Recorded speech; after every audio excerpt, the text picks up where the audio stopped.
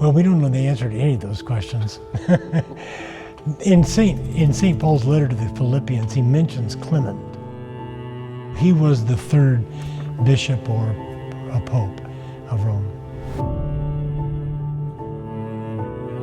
He acknowledges that the apostles knew from our Lord Jesus Christ that there would be contention over the title of the bishop's office.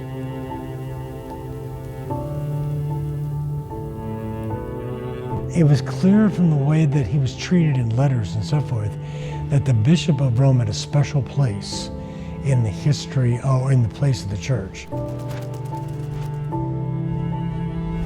The Basilica of San Clemente is a treasure trove of Christian art history. It is like having a textbook that will take you from among the earliest Christian images all the way to the modern era. And so it shows us prime examples of a church that was always important. This was always a site of pilgrimage. Now, with the discovery of the catacombs and the original church of San Clemente, we saw that we were going back to something that was true. We could touch with our hands the bricks and mortar of the early church.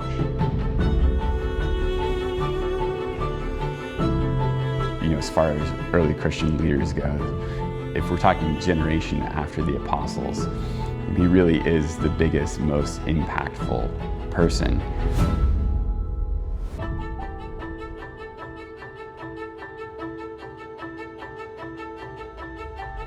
So that's why it has such an important impact on the history of the church.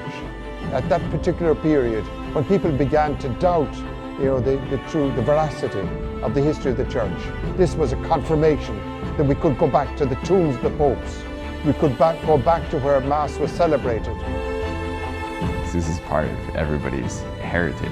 This is why we exist as Christians, is because of the faith that we have from these earlier figures that's been passed on to us.